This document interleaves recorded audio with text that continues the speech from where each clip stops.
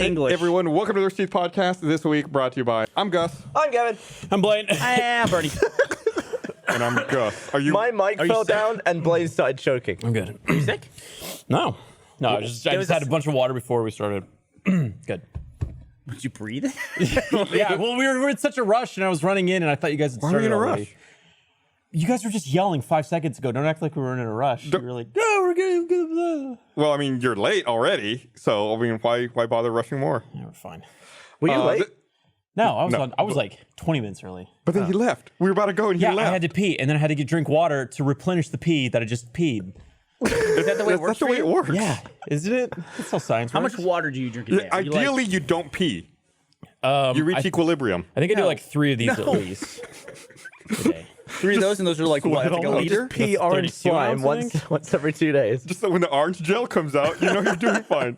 The podcast is pre-taped. I feel like I should say that right off the top. It's a holiday here in the U.S. Rooster Teeth is closed, so we're pre-taping this podcast. Gus was giving me grief about my Memorial Day knowledge that I said I was honoring men and women who have served this country and for Memorial Day. And he was like, it's only for people who died. I don't agree with that. Veterans Day is for everyone. Still, I think it's memory. important to pause and honor the people. What is the anniversary? Why do we celebrate Memorial Day? July 4th. On the day That's we when do. we are the country. So shut up. What? What is the anniversary? Yeah. This is gonna be Is it a date that celebrates something in particular? I thought so. I know Veterans Day is. I'm not sure about Memorial Day. Let me look. Memorial Day. Let's see. It just shows it at the beginning of the thing. And then Labor Day is to celebrate all the laborers, right? Those who toil, Yes. the common folk. I guess not. Nope. no significance to the day. They just kind of. Yeah. This seems like they just kind of picked something. So you giving me shit about my knowledge of Memorial Day is really unjustified. But see, I acknowleded I didn't know, and I looked it up. You just sit there like No, a you dumb didn't. American, No, just you didn't. fucking spouting it off. No, you didn't. You tried to grill me and tried to corner me and say, "What is it? Tell me," because you knew the answer. Yeah, but you didn't look it up. I'm like, oh, I asked the question. I'm like, I don't know that. When I'm gonna better myself by researching and learning something today. When I artfully deflected back to you, Artfully deflected. then you admitted that you didn't know what it was. Please. I Always do that. realized I've been using a word wrong. What word? What's funny? What word? Decimate. Oh, yeah. I learned that I think- because it's of World War Z. I think everyone uses the word decimate wrong. I think so, yeah. What does it mean, Blaine? Oh fuck. If I had to say, it's like another type of destruction. Like you decimated that birthday cake. What You destroyed it. You level hated of it. destruction? Like if I decimated a birthday Sounds like cake, total. total destruction, Total right? destruction. That's Complete correct. total. Blaine is 100% correct. I think I'm wrong. You're Think about the wrong. word now. Decimate. What Oh, is decimal is the root. So then it would be like you only partly destroyed something, or And what? specifically 1/10. Yeah. It's to reduce something by 10%. Yeah, like basically. It 1 in sounds- 10 Yep. so were much destroyed. gravitas behind it. Decimated. Yeah, I use it like I've always used it as like total annihilation when it's really like A tenth. a 1/10 annihilation. That makes I'm the going to word use it less now cool. totally in context. Like when somebody takes a slice of pizza, I'm going to go, you fucking decimated that pizza. It's like the word a awesome. 10-slice pizza. It just means something different now. yeah. Awesome means like Used to be- pretty cool. It's gone the other way. But didn't it used to be scary? Awesome is like it's Firing off. awe-inspiring. Yeah, Right. it's just like, oh my god, I've never seen anything like this before. Awesome. Now awesome is like you made some toast. Well, I feel like Awesome and the best. Like, they both mean nothing anymore. Americans have destroyed awesome. Pretty much. I don't think the Europeans use it that way. Awesome is now when you go to McDonald's and the shake machine isn't broken. That's like the level Awesome. of awesomeness. It makes me think of that interview with, was it Robert Smith from The Cure? Oh yeah. It's like the difference between British and Are American. you as excited as I am? Well, by the sounds of it, no. Yeah, it's like that's the equivalent of the use of Like the word awesome. when I'm on the phone with tech support and they say, "Do you have a number I can call you back on in case we get disconnected?" and I give them my number and they say awesome.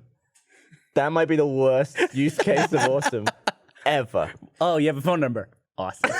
It's like literally the opposite. I like when awesome is used properly. Like if you read an old book and it's like the destruction was awesome, and it's like, yeah, The birthday cake was awesomely decimated.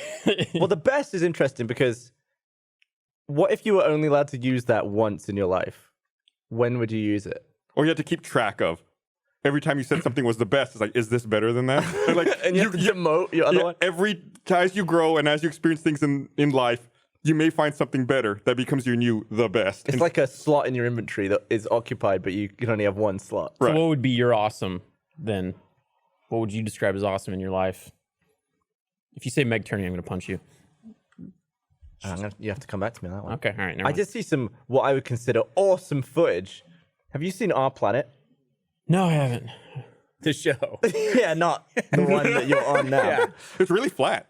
I don't know that I have seen Our Planet. I think I've seen it It's like exactly the same as Planet Earth. right. That's why I'm wondering if I've seen it or not. But in the second episode, there's a bunch of slow-mo shots of, because there's less ice, all these walruses are like clambering up mountains to get to rest on where they usually would just sit on ice.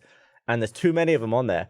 And there's all this footage of them just like shoving each other and falling off the cliff. And you just see walruses like tumbling through the air and like smacking their heads on rocks and like rolling down. And there's just like there's like 500 dead walruses That at the bottom of this sucks, thing. dude. Awful, but the footage is incredible.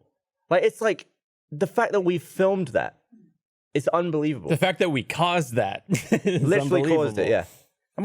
I'm always fascinated, but just by statistics. Like somebody in the world takes the biggest poop every day, and they don't know it. Yeah. But they have to. I feel like they might. every single day. Well, Do you think anyone's ever done it twice? Ooh. Absolutely. It's Oh, like yeah, once you do it once, you're probably more inclined. Like you're elite athlete. Right, like a 90-pound grandmother isn't gonna like just suddenly step up and go for the title one day. It's probably a certain kind of person, Like The Rock. that qualifies for that, right? Or these dudes who's on like the Learning Channel or something like that.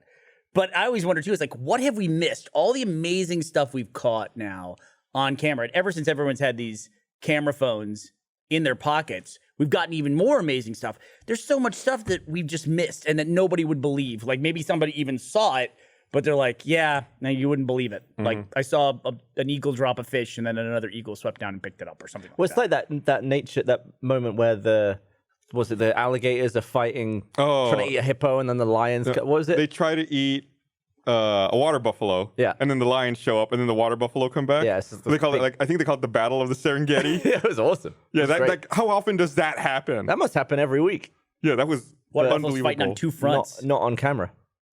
The subreddit that I like. Do you have like a guilty pleasure subreddit at all? Probably. Probably don't want to say it. Choosing beggars. Oh, choosing beggars. Yeah, that one is. Yeah. What's that?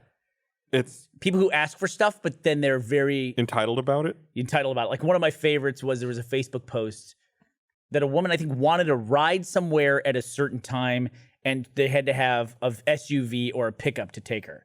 And someone goes, yeah. Go and ahead. someone goes, well, I've got this, but I don't have a pickup or an SUV, but I got 4 seats.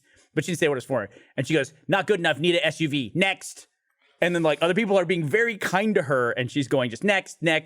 And somebody goes, fuck you. And she's like, get the fuck out of here. Choosing beggars and Tales from the Front Desk. It's like people who work at hotels. Yeah. It just shit that they encounter. Right. Yeah. Didn't we those are see good the ones. next door thing? Did we talk about the people who on next door who were having a baby? They were having their first baby, and they were in their late 20s, and so they went on Nextdoor, which is like in the U.S. I don't know if it's other places.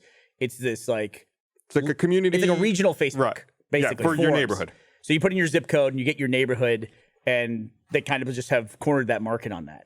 But it was them reaching out to the people in their neighborhood saying, "Hey, we're about to have a kid. We would really appreciate it if they had a name for it, like a meal train, which is a thing, I guess, where people make meals for someone who's like going through a medical problem and neighbors, but they usually like do that on their own. They don't get it requested to do. And this young father to be was like, yeah, I'm just going to be very stressed with a new baby. And so if you guys could just start a meal train, here's some things that we'd like to eat. God. Yeah, if you could provide like macaroni and cheese, we hate these kinds of foods, so bring this. And it's like, and if you guys could just organize this, that'd be great.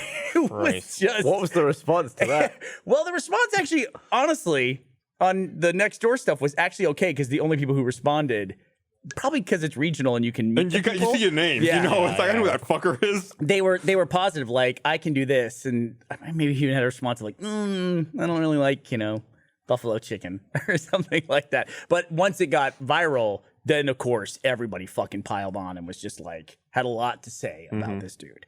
So So what are your guilty pleasure subreddits? Probably You brought it up. in keeping with this nature thing of things that are recorded. There's a subreddit called The Bull Wins, and it's all like running with the bulls, bullfighting footage where the bull wins. And it is like, I can't stand that stuff.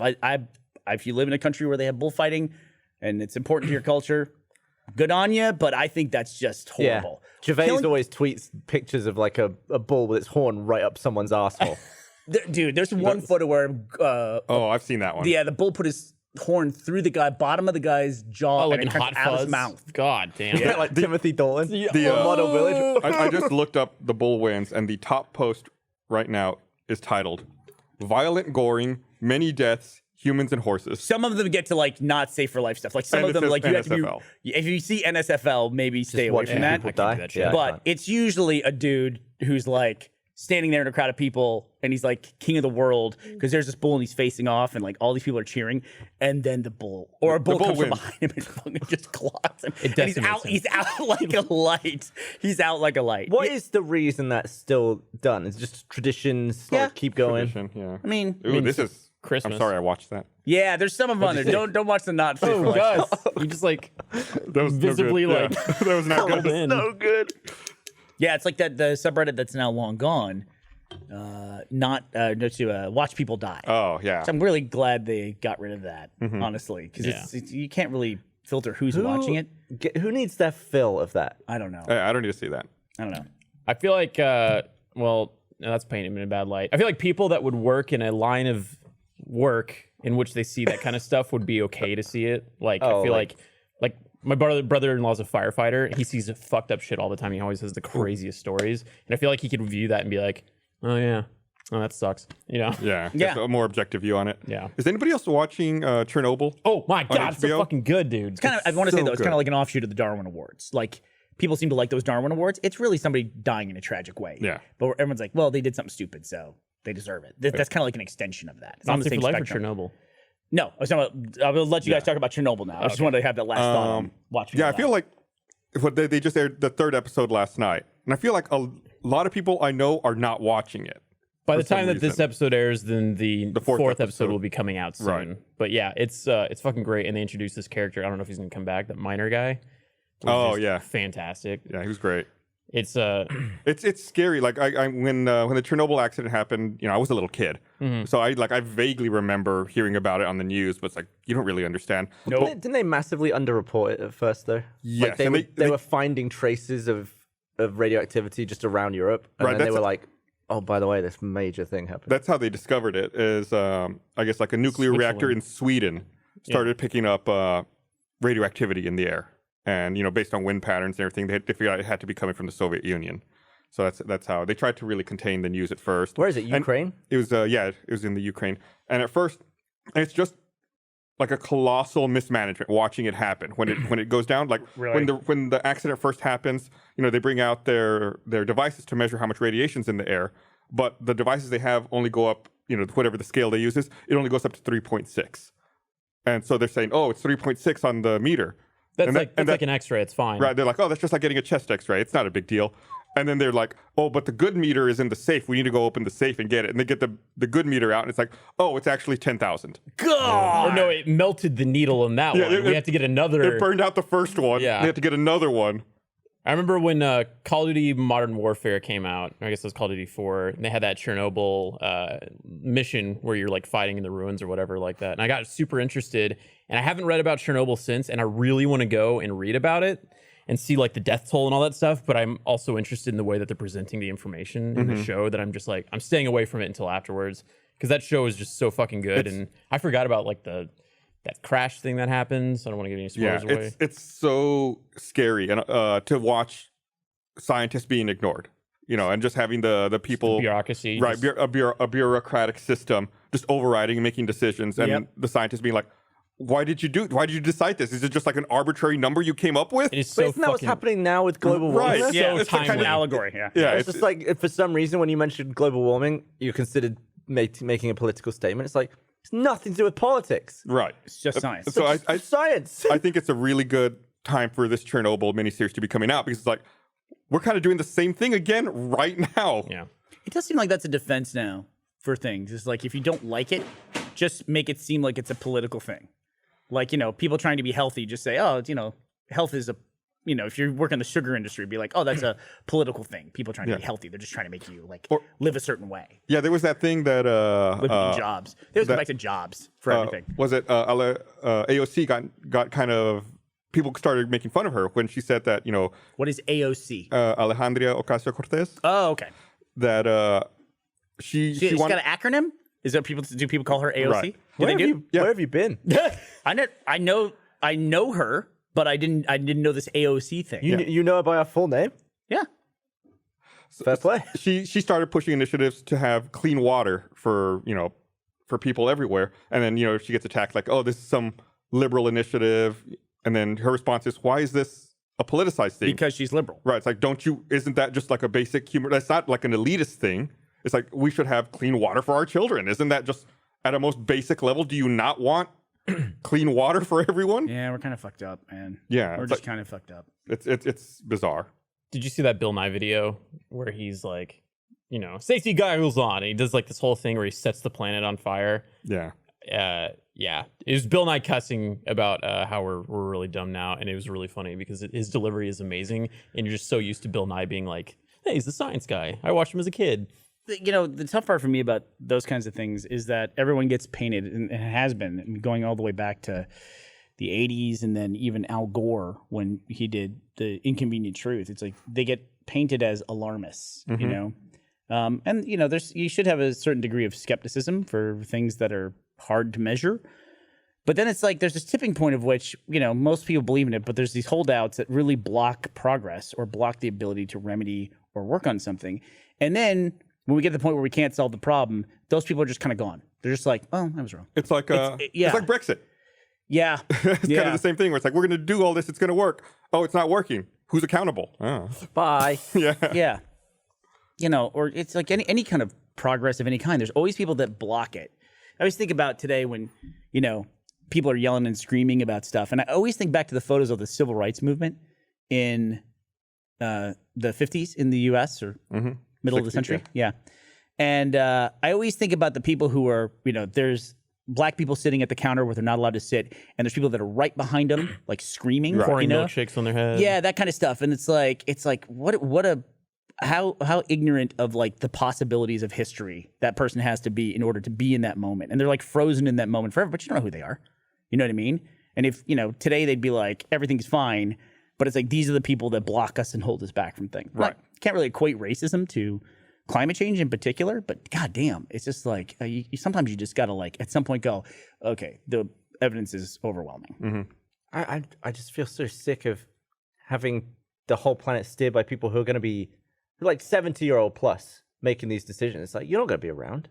Why do we listen to people so old about stuff about the future? Well, one of the arguments too is that, we can't affect that the Earth raises the temperature and cools. But even if that's the case, if the Earth goes into a warming period naturally, that's still going to kill us. So anything that we can do to mitigate that would be a good thing. It's in our best interest. And the other thing I wonder is like, if we invest in these industries, people say it's going to cost a lot of money and, people have to pay more for goods. Like, well, aren't we creating new jobs and stimulating and building a new type of economy? That's long-term thinking. Right. It's like, so we get to a point where the problem is the dude who works in the coal mine isn't going to go to work. Right, but we just need to acknowledge that that's not in CO2 that's reclamation. Not feasible. We're not going to have a coal industry in the future. Right. Well, that's easy to say when you don't work in the coal mine, which I get. Listen, I'm a big believer in what you're saying. I'm playing devil's advocate. I'm just saying that the coal industry is already on a huge decline. That should already be not something that. So we still have it now. We still have people who work in coal mines. Maybe we shouldn't have future generations aiming to do that. Maybe we should be looking at what can we do for the next generation of people who would be doing that. What can they do instead? Right. One thing I think about with my kids, because they're going to grow up in a completely different world than I grew up in, especially got one on the way. That kid will grow up in a really different world. Is in their lifetime, we could evolve as a society beyond jobs. I mean, we talk about automation and the danger to jobs. Everything is jobs, danger to jobs. It's like, we can't even imagine a world where we don't have paid vocations. You know what I mean? But if the machines, there was somebody on Twitter, I wish I'd have saved it years ago. They said, how bad do we have to have fucked up if machines are about to take away all the jobs and that's a bad thing? And I agree with that. It's like we're just locked into this thing. And so when people like Elon Musk talk about universal service fund, everyone's reaction is, oh, so we're just going to give everybody a bunch of money. It's like, you're not going to have a choice. It's either going to be people who own the machines that do all the work and they have 99% of the money, or you're going to have universal service fund where people just are given money and there's a standard of living that's provided to us by technology. Or do we get to a point eventually where we transcend the need for money? Right. Where things are just available to you? On some, like, well, if we have like printers, like 3D printers will get us down that road. Right. But there's a point coming at some point in the future when we're going to evolve beyond Beyond location. jobs altogether. I think people will do things as Surely endeavors. be new jobs. You think so? Like when people say like these machines are going to take away all these jobs, it's like take away current jobs. There'll still be future jobs that don't exist I yet. feel like that's when the society is going to take a shift to like more art-based stuff, because like you're always going to need artists. We're already massively shifting to service. Like you look at stuff like DoorDash and Uber and things like that. Those are huge industries. They're service industry. Automation's about to get rid of those too. yeah. But why wouldn't the robots be able to do those jobs as well? Exactly. Writing scripts and stuff. Sure. That being said, though, Gus, we don't have a basis. Gavin's right. There would be new jobs created. We wouldn't be able to fathom what those jobs would be. Just like someone who worked in agriculture Right. If you in look the back- 1700s couldn't imagine a computer scientist. Even looking back 50 years, yeah. People who lived and were working in the workforce at that time wouldn't be able to picture jobs that are available now. Right. I saw, when I was in Singapore, speaking of automation, I saw a robot doing a job, and it was really striking to me. It stopped me. I was walking through the casino at Marina Bay Sands, and there was like a cylindrical metal object that was kind of moving around on the casino floor, like between slot machines and stuff. So I walked up to it. I was like, what the fuck is that thing? It was a robot that was filled with drinks. And I guess like it had a path that would go around the casino. And if you wanted a drink, there was a big red button on it. You hit it and it stopped for a few seconds. You just grab the drink you want off of it. Then it would go off again. That's R2D2 on Jabba's sail barge thing. Right. So it's like That's fucking cool. Did you go like this and then a lightsaber went? but it's like that's already.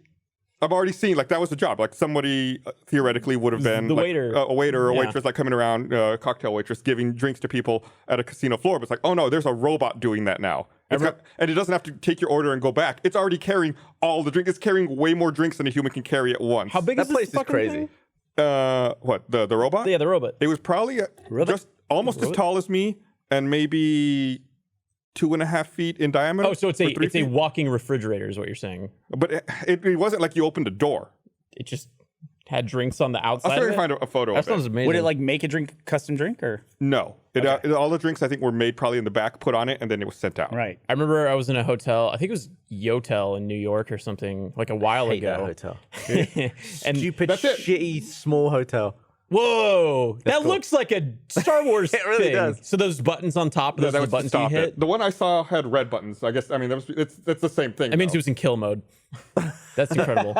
When it goes red, it's in kill mode with the eyes turn red. Well, so we're at the Yotel, and then there had this thing where it's like there's a slot, you put your suitcase in the slot, robot arm comes in, picks it up, puts it up on the shelf thing, and then it's just got rows and rows of luggage, and then gives you tag, you leave, and you come back, and then you give the tag, brings your luggage back. And I remember people just staring at this thing and taking video and pictures of it. It was this like really novel thing that in like 5 years' time, people be like, why were they taking pictures of that? Like if I saw in that moment, I realized like how stupid Yeah, I'm that's sure gonna like look. conveyor belt food was the same way when it first came in. people They are like, had, what? they had automats. Was that a That's thing? exactly what I was thinking of. Yeah. Are we fucking ancient? We are ancient. what's Well, that was automats? before our time. Yeah. Automats were like cafeterias, but it was just walls with vaults. Like, Yeah. you open a door and you'd have the thing. Like, oh, I want the meatloaf. So you go to the meatloaf door and put your coins in and then open that. It's like- they were a 50s thing, right? It's like if you went and to like the post office, and all the PO boxes had clear glass doors, and you could put money into them for food. yeah. Why did that go away? Yeah. On the other side, you go. isn't it just like a refrigerator or like a kitchen on the other end? We actually ate at an automat. Gav, I think you were there in Amsterdam. We had those croquettes. Do you remember that? Hard to remember. Sort of, actually. Yeah, and it was an automat, and I got excited because it was like, what the fuck? There's an automat in 2012. Oh, that's stimulated an old memory. I don't think I've thought about that since I was in there. And that's, I think, where we got the croquettes was in these little doors. Was that before or after we went to that place with the big machine that played that really loud song? I can't remember order of events in Amsterdam, unfortunately. I remember there was Anne Frank pancakes, and somewhere in there is some croquettes and stuff like that. So there's something neat about Amsterdam. No new ideas like that, but just kind of it's been around for a while and it's kind of like old school. It's almost like steampunk. Like I remember when I was in Japan, there's this thing where you go up, you enter in your coins, you type in what you want, and then it prints out a little ticket thing, and then you hand it to the kitchen staff. And then just that machine itself was like, it looked super old, but it was also like a really revolutionary way of ordering food, I thought. I don't know. That was the first meal I had in Japan, was at a place like that. Yeah. And I was so fucking confused because I walked in and like I sat down at the counter, and the one behind the counter was just like pointing behind me. Yeah. At the she's pointing at the machine. I'm like, I turned on like, that thing, it just looks like a vending machine. I was like, okay. Yeah, and you just type it all in, coin, coin, coin. Do you think this would be a good business to start, right? I buy a plane. It's a plane, what the ones that they put out fires with? They like release all the liquid. Sure. But it's filled with sunscreen. And you just go over the beaches and make sure everyone's good. But you have to have a way to make sure that people on the beach paid for it. You can have people mooching off your sunscreen. No, it's a public service thing because we have universal health care. It like reduces skin cancer. Not in America. Not in America. You're gonna make your money. Not in the current America. I don't think people would like that. I don't think they would either. But Walk around with one of those like sprayers, like the pump sprayers, and just spray people. Or what if you had like a spray tan station, right? Dude, where like that goes and sprays you everywhere, just like with sunscreen instead. I remember years ago, I had read an article and I talked about it on the podcast about how the Great Barrier Reef was being affected by the amount of sunscreen that people are wearing in the water. And I had read that. And a lot of our Australian audience got very upset with me for saying that. Because A, Great Barrier Reef is a national treasure to them, but B, they have a huge sunscreen culture in Australia. Slip, slap, slop. And that's always stuck with me. Like, and they were just like, no, fuck you. Like, mad about it. And Australians are kind of, Wait, so they're saying it was wrong? Yeah, they said I didn't know what I was talking about, and I shouldn't say stuff like that. So it didn't damage the reef. I didn't know what I was talking about. And it's very clearly... Then it came out, yes. Yeah, that's definitely what's happening. Right. And Hawaii in particular has banned now certain kinds of sunscreen. Is it an ingredient? Like, can you still have sunscreen that doesn't include the damaging stuff? Yes, I think so. I believe so. Okay. God, you know what? I really feel like that with all these like lawsuits I'm reading about with, Bayer, which makes Roundup. I keep reading about these lawsuits of, billions of dollars that are being awarded to individuals because they can show they got cancer from using these products. And it's just like, we just don't know sometimes, like the effect something's going to have long term. It's like, oh shit. I think about that every single time I buy a container to drink out of. It's like, do I get a metal container? Do I get a plastic container? What the fuck do I get that I can just drink out of? And it hasn't been coated with like some kind of like cyanide Teflon. I use this Nalgene because they're like BPA free and stuff like that. And they use something else though. I know it's bullshit, and I'm probably gonna die from this thing. So I had a friend who was ADing on one of her shoots, and she always brought utensils to the set. She never wanted to use plastic, and she would drink out of a glass mason jar. Yeah. And I was like, oh, that's a really good idea. So I bought a lid for my mason jar, and that was like my thing for like 2 weeks. I was carrying around a glass mason jar. Yeah. Go on a date, go up, meet her. 90 seconds in, it's like, okay, we're gonna go to the gym. You need to sign this waiver and stuff like that. And as I'm like sitting there talking to her, the fucking mason jar slips out of my hand, like out of the lid thing, and just shatters on the gym floor. And it's like, I'll take the cancer. I'm just gonna drink out of the BPA whatever bottle. It's less embarrassing long term to get the cancer, whatever it is. Because I almost died in that moment from embarrassment. It was awful. So you're on a date in a gym, at right? the gym? Yeah, it's a climbing gym. It's a really good date. It's I also like to do activity-based things for my dates. So right, because you get to wear Make like them sweat. tank top and you're like, I'm just like, oh, this one up.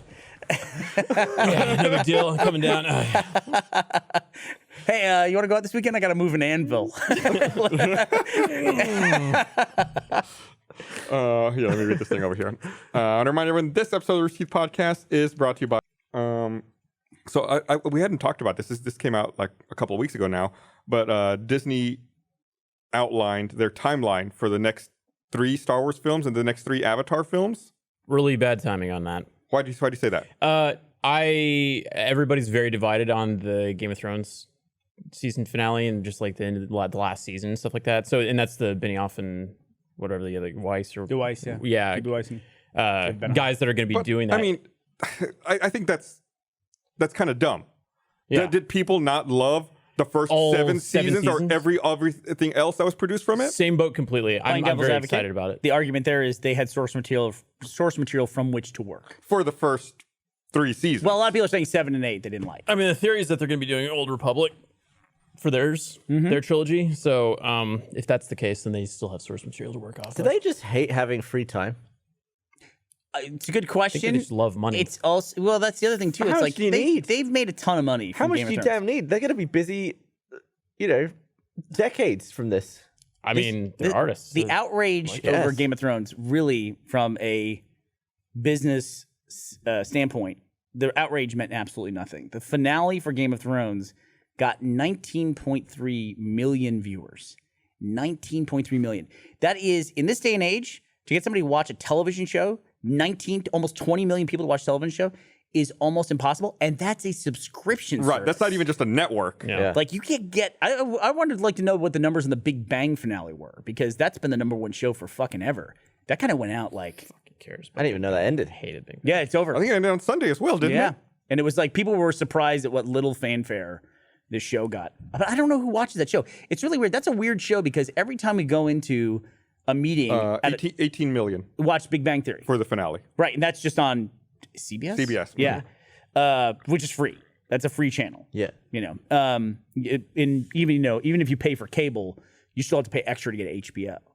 And 19.3 million watched this series finale for the series that, as Blaine pointed out, very divided opinions over the quality of the series now, but people still watched it to the tune of 19.3 million Also, people. very different approaches. Game of Thrones, you can't just like jump in season 4 or 5 and start watching it. But Big Bang Theory, standard sitcom, you could watch it, jump in and out anytime. I guess, yeah. I don't know anything Why about the did you show. want it? I was going to say that show has a weird place for us because every time we go into a meeting, in like a television network meeting when we go to LA, it always comes up. They're like, "Oh, you guys are from the internet. You must love Big Bang Theory." It's like, no. It's just, yeah. Really It's don't. like saying if anything that's about like your culture or what you do for a living. Like if you're a locksmith and you see somebody pick a lock in a movie, you're like, "Fuck this." It's, like, it's always just like completely wrong. It's that uncanny valley, you know. I got a guy we used to work for who was a rodeo cowboy. He couldn't watch westerns. Because like they in the first 2 minutes they would pull out a saddle and he goes, "That's not the saddle they had back then," you know. And it's just like, and it ruins it for him. It takes him completely out of it, you know. Brought up an interesting point. Now I'm curious what movies people that are proficient in whatever that movie's about enjoy. I feel like Interstellar would be a good example because like Neil deGrasse Tyson was just like, Interstellar, you know. Like I'm What do you wondering, mean? He hated that movie. Neil deGrasse Tyson? He bashed the shit out of it. Oh, I thought he was like tweeting about how great it was. Like I remember his like stream of consciousness tweets. He was like, and there's like a fucking fist Yeah, didn't they fight do on like a the bunch of really planet. accurate simulations of what a black hole would look like? Wasn't it like actually very accurate? Sorry, I got mixed up. You're right. I was thinking Gravity. He bashed Oh, Gravity. yeah, Gravity. Yeah, he got correct. held He for did, bashing yeah, Gravity. yeah. Sorry, my mistake. No, They also but I'm bashed the curious. Titanic because the stars were in the wrong place. Oh yeah, but What's then that? James Cameron changed it for him. Yeah, he did. But yeah, I think you're right that they did a lot of advanced modeling of the black hole to display it, and then it ended up being actually kind of correct. Well, when that 'cause- photo of the black hole came out, it was Yeah. like, oh, yeah. And then you told me about that Veritasium video where he was explaining. That was an awesome it's a video, by the way. great video. And then he's like, "This is this here," and he's like peeling up the back. He's like, "You're actually seeing like this way around it." And then they show the picture of the real black hole, and then from Interstellar, and it's like they nailed it. yeah. Absolutely nailed Yeah, it. no and the way idea. it moved, and the way the light and the stars around it would move. It's like, damn, how did they simulate it so accurately? Sure, I mean, I'm sure they had an idea. You know, The render time must have been insane. probably. Have you guys seen Endgame on IMAX? No. I think I'm going to go back and watch Endgame again. I'm going to go to IMAX. When are you gonna go? I want to go. Like probably next week. The last time I went to IMAX was Interstellar when we were down the front. See, that's why I'm waiting to go because IMAX is the only. We only have one IMAX theater in Austin, real IMAX, Yeah. and it's not assigned seating, so you have to show up like 2.5 hours early to get a halfway decent I seat. fucking hate going there for that. That's why I wait like 4 or 5 weeks. If there's a movie I want to see in IMAX, I just wait. I think the last time I saw a movie there might have been Avatar.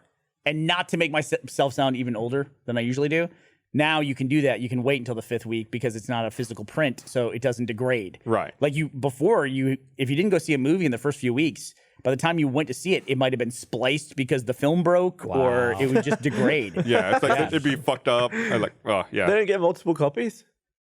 But they run them so much. Prints were a lot. That was a big portion of the cost of movies, period. Prints and advertising, P&A used to be the thing. But don't now you it's buy just a license to use the print? You're actually physically paying for the print. Like, surely if it runs out, you can just get another one. They were massive. Well, it's several reels, most of them, Like aren't I think it's okay to say this. I'll just say I know somebody who ran a movie theater, and one time they were showing a special movie, and they ran the film because it was an old classic film. But they sold out tickets, so they put it in another theater. And the way they did it was they started the reel in here, and then when it reeled through, they grabbed it and they walked it across the hallway to the other projector. and then reeled it into the next projector. Yeah. So the movie was just going through the hallway between Right. And then it was a little bit ahead in this theater, like probably like a minute or two ahead than it was in the other theater. Like they routed it down the hallway. Yeah. You gotta make sure you have signs that nobody fucking walks into the reel while it's running. Dude, also, I don't know if it's still the case, but man, that was the fucking job. When I was in high school, if you could get a job as a projectionist, it was like $18 an hour. And that was crazy in the 90s, like to get $18 an hour. And there were people I knew that were projectionists. It was like a sweet gig. Plus, you get to see every movie. A little bit, but then you got to watch. I had a friend who did it, and he's like, you got to look at it every now and then. You got to like check in on every movie. And sometimes you run like 8 theaters, you know, and you got to like go and look. I never understood how they changed the reels without a gap. They switch over. There's a overlap. Yeah, go ahead. Oh, and there's like a mark in one of the corners. I learned this from Fight Club, so I don't even fucking know if it's right. And then that's the cue to. They're called cigarette burns. Yeah. And there was 2 of them. So when you're getting to the end of the reel, you'd see a cigarette burn. It's called a little circle in the corner, top right, I think. And that would go real quickly. You go by, and then it would go. Usually they would cut at the end of a scene, and they just let the tail run. When they were shooting the scene, they would leave the edit much longer. And so the projections could switch over to the other reel and have some ability to like, you know, time that. Yeah. Be funny if the actors just stopped the scene and then just looked at the camera. Just spike the lens dead on. It's also like everyone goes nuts about coffee cups and water bottles in Game of Thrones. There's like so much stuff in old movies that's like so bad. Like I didn't know this, but there was also a Game of Thrones that was in the Battle of Hardhome, I think. There's a pickup truck in it. No, that's not in the episode. It's not? No. That was in a making of. Oh, really? Okay. Like little segment. But like there's stuff all the time in movies that because it was on a 40-foot screen going by and there was no ability to pause and go frame by frame, they just left shit in movies all the time. It was like, no one's going to see this. I see this shit all the time now. Not all the time. I see it in some shows in the transition from standard def to high def, where they've gone from a 4:3 to a 16:9 aspect ratio. You'll just see shit like, there's the foil on the corners here. Like they put foil around the lens, and you couldn't see it in a 4:3 when it was matted out. But now it's like, it's everywhere here. A C-stand, right? Yeah, boom operator. You see that in like, because I fall asleep watching Friends a lot, but you can see where there was like a stand-in, and they would have been mostly cut off by the 4:3. But you can see it now, and it's like clearly just someone else. Like some other person is now instead of Courtney Cox. It's funny. Yeah, we were watching John Wick 2 last night, Ashley and I. And I was for some reason, I was very conscious of the stunt doubles because there's a shitload of them, you know, for like major throws and things like that. And I could see like the cuts where it's like, they got like a steady shot on Keanu Reeves, like fighting 3 dudes. But then somebody grabs Keanu Reeves and throws him. And then it's like all of a sudden a quick, tight close up and then back to the wide shot. It's like, yeah, that's not Keanu Reeves. It's just such high scrutiny now that you never used to have. Like if you go back and watch Dr. No, the first Bond movie, I feel like there's just blatant editing mistakes all over that movie. There's like missing frames where because it was fine. Where they've clearly like done 2 takes and they didn't even cut to anything else to separate the take. In the middle. It's just like a hard jump and the woman's like, and it's like doing it again. It's like, you're just gonna leave that? It's a movie.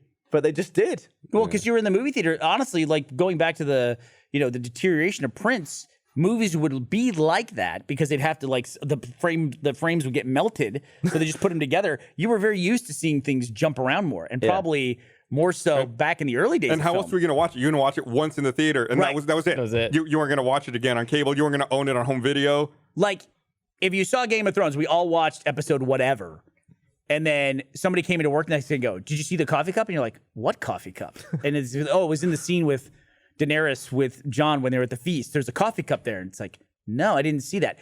When you show someone a picture of it, they're like, oh, that's ridiculous. Nobody fucking saw it. I did not see that. One person I didn't see 19 shit. million saw it put it on social media, and everyone's like, "That's ridiculous." It's like it's really not that ridiculous. don't care about this who's movie. looking at these actors' feet in like the final scene of Game of Thrones? Like, no, who's? Don't be bored. Well, what I heard was also the water bottle was probably also from behind the scenes production still. Okay. That it might not have actually been in the actual episode. I thought people were pulling frames from the episode. I thought they were. Who cares? They said the same thing with Jamie Lannister's non-gold hand. Oh, really? That was also from And the pickup like a truck. BTS thing. Yeah, I was like, people said he forgot to put his hand on. Right. That they didn't CGI it on. I'm actually surprised when they put stuff out that's unfinished like that. If you go watch Infinity War, Endgame's not out on DVD yet, or on home video, I should say. Infinity War, they put unfinished scenes in, and it's like, ugh, don't do that. Like Thanos is like 90% rendered. He looks like he should be in a Doom video game. Like a deleted scene. Oh yeah, yeah. I was placing in the movie. Freddie Wong tweeted something the other day, this video about how in Endgame, they didn't know how they wanted the Avengers. Are Endgame spoilers okay? What, Yeah, I think we're past that point. I think they actually Marvel put. Okay. Spider-Man Homecoming or Far From Home trailer release was the day that They said that Bar is they up. weren't sure how they wanted the Avengers time travel suits to look. So those are not real suits in the movie. Those are all CGI'd on. Crazy. fucking That insane. the actors were like, those suits do not physically I exist. mean, why wear anything then? Why not just wear that the whole movie? I think what they said was when they filmed it, I have to go back and rewatch Probably it. just When had they their filmed it, original suits. all the characters were wearing just their normal whatever suits, and that they decided they wanted something more cohesive, so they CGI'd those suits onto them. There is one shot. It's Hawkeye walking after he's just made the first jump, and you see his shoes. That's the only shot that I recognized that was a fake suit. The rest of them, I was like, yeah, those are practical suits. They're really wearing those. No, it's incredible. But it's so weird too. We're seeing this and we're talking about this movie today.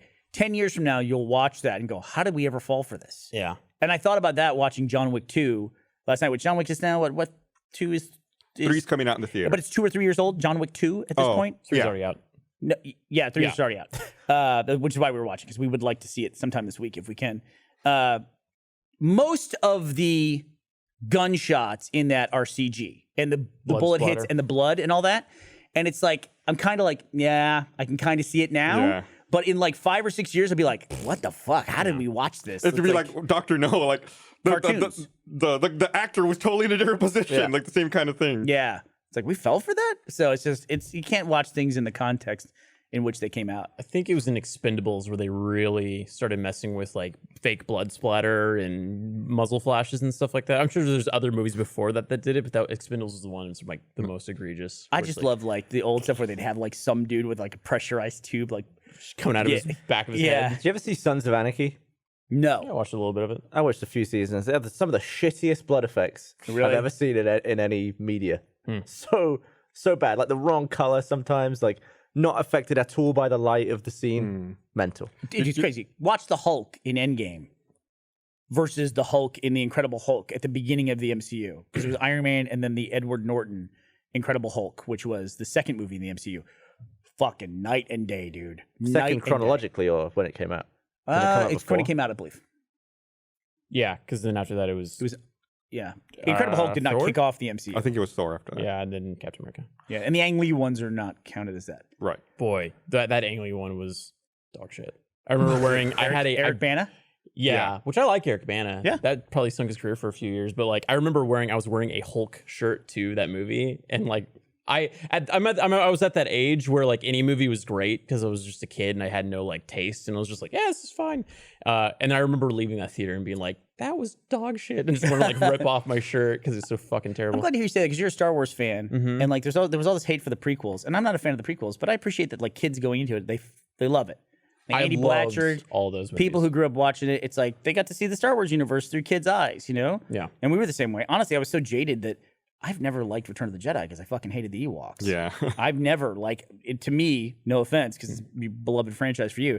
To me, that's 8 movie franchise, and there's like 2 good movies to me. You know, like 2 like amazing movies. Star Wars, New Hope, and then Empire Strikes Back are great. But there is something in Star Wars that Matt pointed out to me that came Oh, up again on God. Twitter today. Oh god, what was it? He ruined Darth Vader for me. Is it It's because when he first goes up to meet Leia, very first scene, when he walks in and they just left it in, you can watch the edit and think you could have cut just like 4 frames and gotten rid of this. But Darth Vader walks up and he's all imposing, and then he just stops and goes, frump. And he's like hands on his hips like David this. Prowse. Yeah. And he like does this total like hunch like that. And it's just, it kills it for me. I feel like David Prowse didn't understand the character at all. Oh, they say that he didn't. He was like doing the accent and the lines, and they were just like, this is awful. Like people on set for that movie were probably just like, this is dog shit. Oh, yes, right. Frump. You could easily cut that off. The last time I watched episode 4, I was just like, God damn it, Bernie. Like because I was just like looking for it. It's not me, it's Hullum. Hullum ruined it for me. I just had to pass it along. Also, originally, I feel like they fixed it in the years since, but like Darth Vader's eye holes were red, you could see through them. and you could from see, certain angles. and I like always red thought and that was. green I thought it was cool. it looked awful. It didn't look like you could see a man in there. In the Just- tie in the tie scene, you can see it pretty clearly. But really? again, this is home video HD. Yeah. You would never have been able to see those I details. never understood why they didn't. Is that meant to be him breathing? This is rebreather, yeah. But Yeah. why? How can he do it if he's talking? They don't time it for when he's not talking. He's always like talking and he's going at the same time. Be the machine that's operating. I don't know. It might be because it's a movie, if I had to guess. Well, I mean, If I'm taking a stab at the dark here. Ooh, while we're talking about Star Wars, Spaceman movie. I bought this jacket at a military surplus store, and then I bought patches at a convention, and then I ironed them on and reinforced them.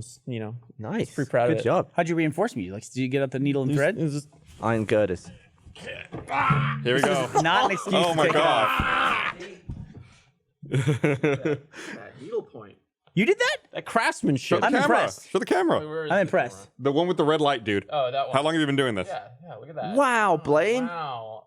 Listen, I don't do this shit that No, often. that's impressive. And No, after- I'm after- legitimately show the saying camera. Real wow. After Game of Thrones, I was there just like, and I didn't know how to use a thimble, so I was just like pricking myself. Is it constantly. hard to sew with such big biceps? Just like, and you have to be so small movements. I did break a needle, but Nice. yeah, it was fun. I'm not gonna do cosplay or anything like that. I would pay money to watch Blaine thread a needle with thread. That would just be like, that would be fucking that would dying. be. I was just like, Like the Hulk trying It's to like do up his such a shoelaces. delicate thing. Something I don't associate with Blaine at all. I had to get I had this like micro, oh god, what is it called? Magnifying glass with a light in it because I started getting into model painting. Well, you have thick glasses too, if I may. Yeah. I mean, we've seen you in the glasses on camera before. Your eyesight's terrible. Yeah, You have dog like shit. this. You have those glasses. I say, like when he wears them, you can see the back of his head. It's like a black hole.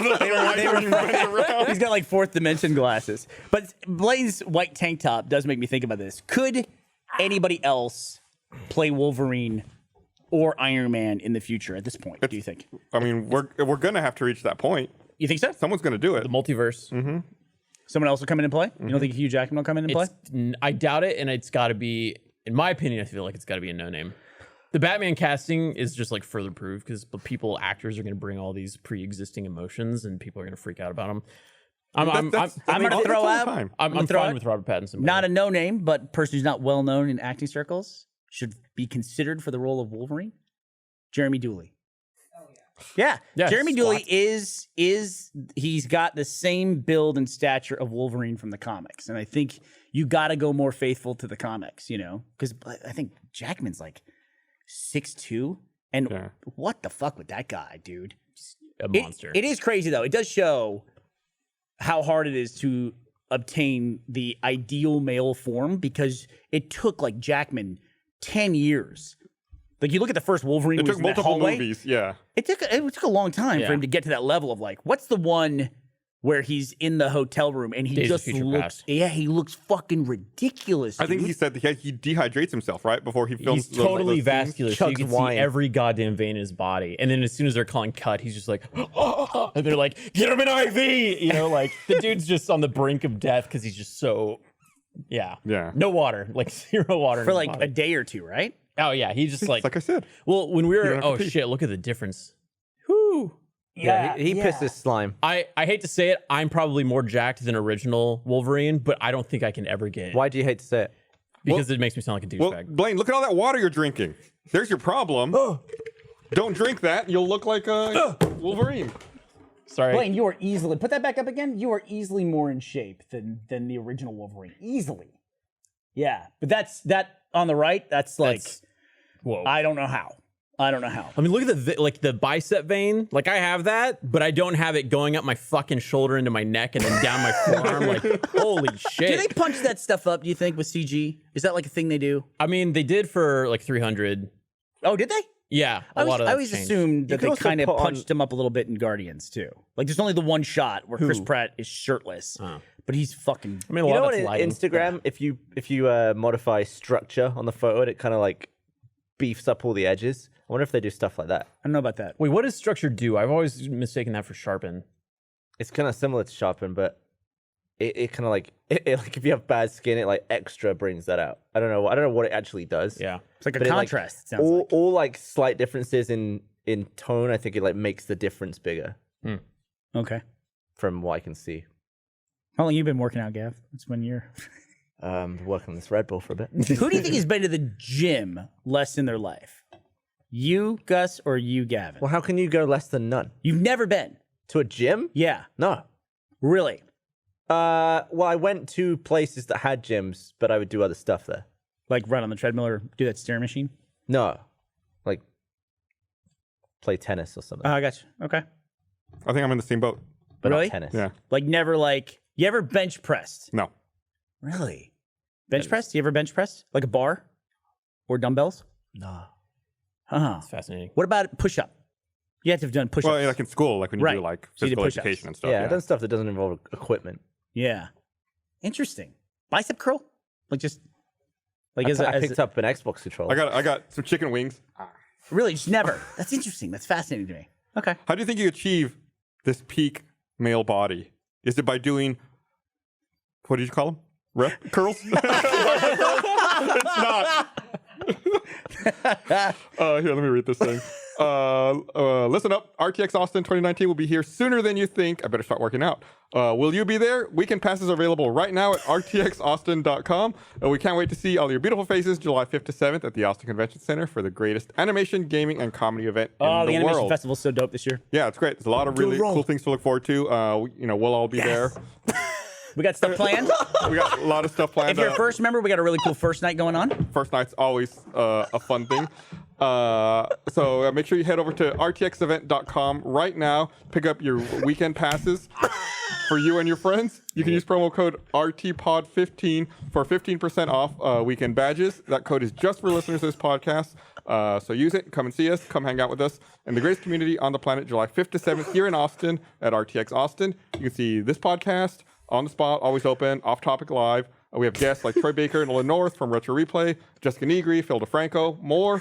It's rtxevent.com for more info and to get your weekend badges. Do not miss it. Go now and see us this summer. I feel like I used to get a quite natural workout because I used to just lift fruit and veg all day in a supermarket. Oh, right. And now sometimes I'd stack like 3 IFCOs of bananas and that was pretty heavy. I had to move. I built a garden for Ashley, and I just had to move like bag after bag of fucking dirt. It was either that or like have somebody deliver a big your old pile house? of dirt and then wheelbarrow it to where we needed. So I just went to Home Depot. Probably paid a little bit more, but bought them in individual bags, like 28 cubic feet of dirt. And then I feel like that's what you were doing when you let us film in your pool. Like we were like filming Dan fall into your pool in slow-mo. in Buda. No, this is like recently though. You were like moving shit around like bags of. Yeah, that's mulch. You got to mulch in Texas. You got to get It the was just mulch. funny. Yeah, It's funny that we were like both working, but in different ways. yeah. I love that backyard. That was a good backyard. It was great. Good pool. Yep. I was gonna say, in regards to RTX, I'm doing a one-on-one sit down with Phil DeFranco, which is gonna be awesome. I'm really, really looking forward to that. Yeah. So it'll be a fun conversation. Guy I respect a lot. One-on-one? One-on-one. So that means you won't forget to announce him? I mean, listen, dude.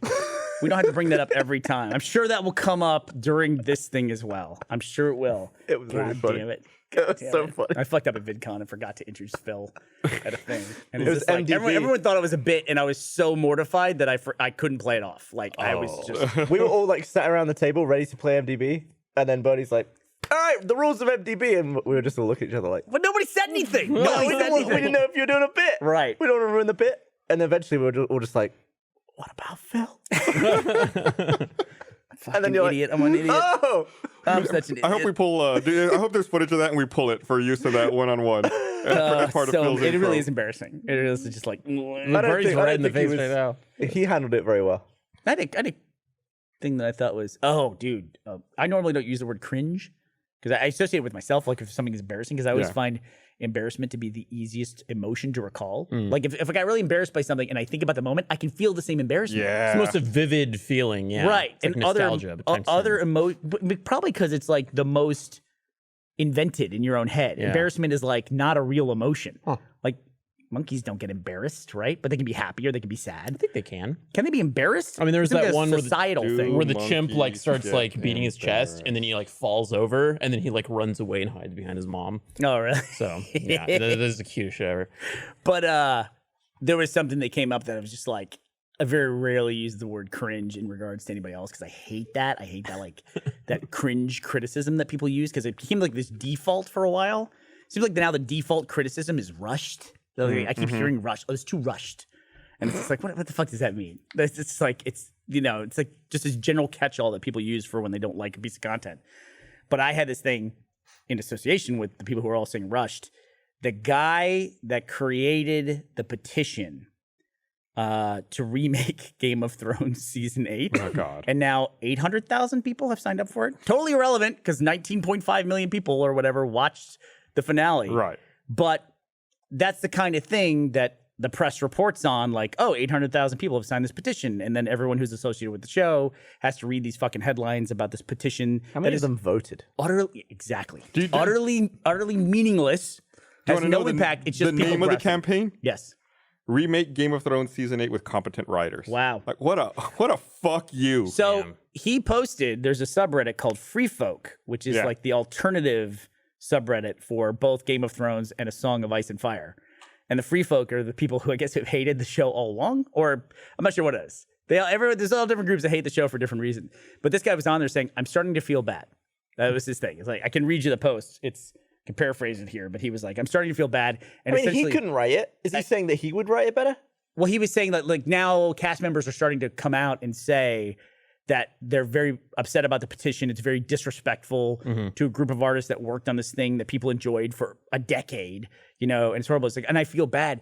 And it was like, well, what, dude? What did you expect? Right. What do you think's going to happen? Like he's even doing this thing where he's like, look, and I can prove it's me that I made it. And he's holding a little post-it note with his username and all that stuff. And it's like, you're just, trying to cull all this karma or whatever you want to call it, or notoriety on the backs of other people in this criticism. So it's like, yeah, you're like them now. You're in the public eye and you're going to catch shit for this.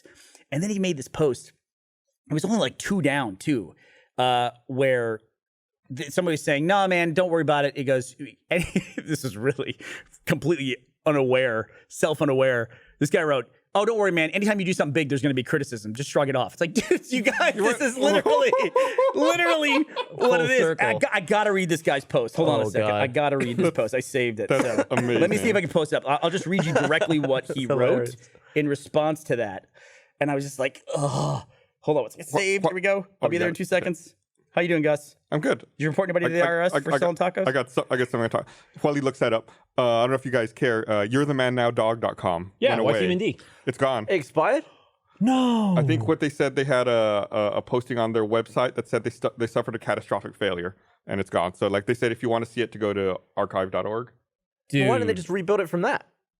It says we're working on restoring an archive. There it is.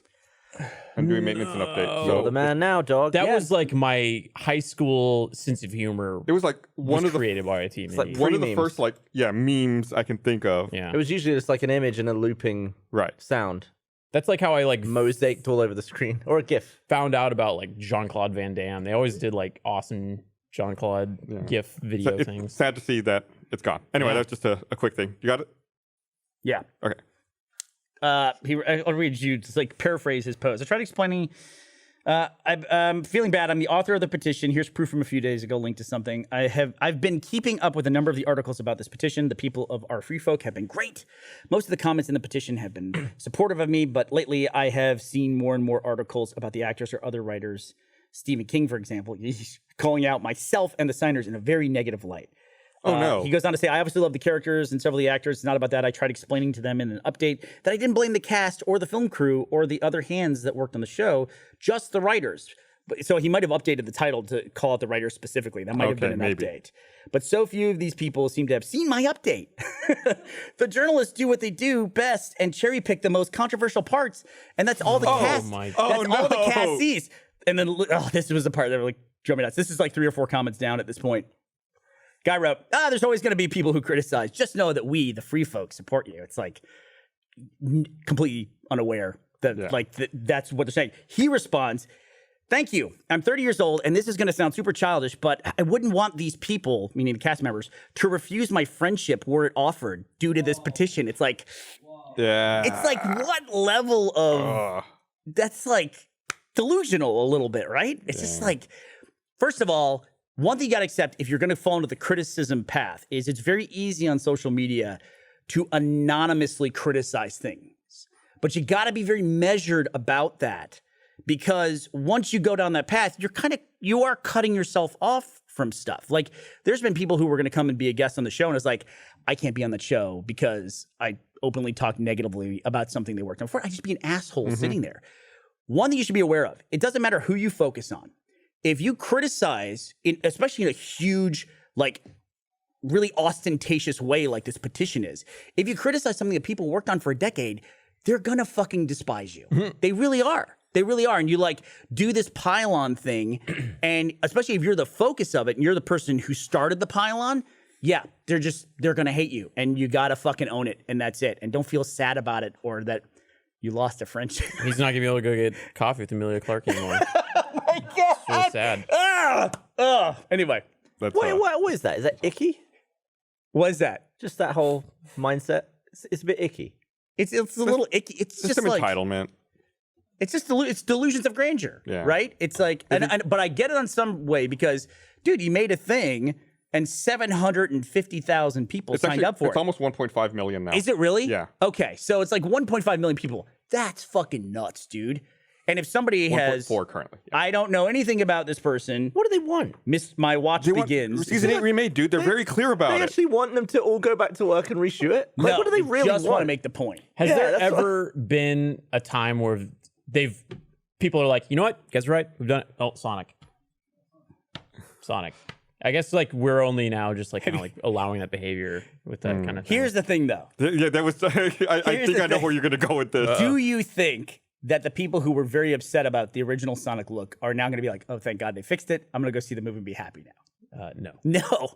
And even with them engaging and saying, hey, you guys have raised a concern, we're going to address this and we're going to deal with it, there's now people like, they put that out there to fake us out. Like now it's like there's this conspiracy that they released footage of a bad design so that people would get upset. Or the people who are now upset that animators and people working on the movie are going to have to work extra to fix it. Yeah, they are. Yeah, right. Really, really it's extra. Like, well, you wanted them to change it and fix it. It's like, well, yeah, but don't make them work overtime. Don't make them work harder on this. Like, well, they'd rather the movie be postponed. No, there's no solution. God, we're such whiny babies. Luckily, Game of Thrones got to 19 point whatever million viewers for the finale, because that when people go back and look at it, they'll go like, we got to make more of these things, which is great. That's what we want. One thing I worry about being so entrenched in internet geek whatever culture is that we turn on things so quickly that it's like eventually people are like, why do we make anything for this audience? It's well, that's why Valve have said like, we won't make Half-Life 3. Can you imagine? Like, we can't make a game that everyone would like. We won't make it. Exactly. And that's terrible. Right? It's terrible that it's come to that because they would get so much backlash no matter what they made.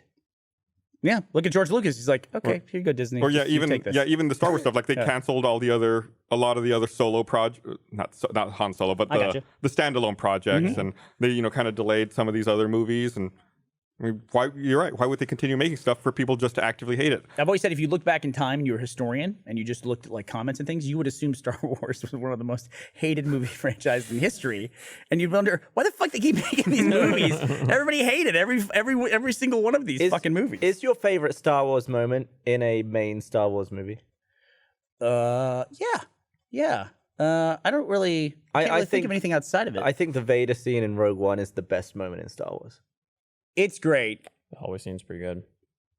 It's great. I don't know. There's like little moments that I really love. Like, I love all the space battles, dude. You know? I think my favorite is in Jedi when it's that dollying shot where Luke and Vader are fighting, and this is like Luke is like getting really pissed off, and they're playing the Emperor's theme, and they had to like rotoscope the lightsaber through the grates, like the little metal holes. It's such a good fucking scene. Oh, it's so cool. Sorry, Yeah, that's my I mean, I like the Rogue One Vader scene, but it's only cool because you know who that is from the other movies, so it's not like standalone great. I just think it was just an amazing. And just think, hours after that, he did the frump.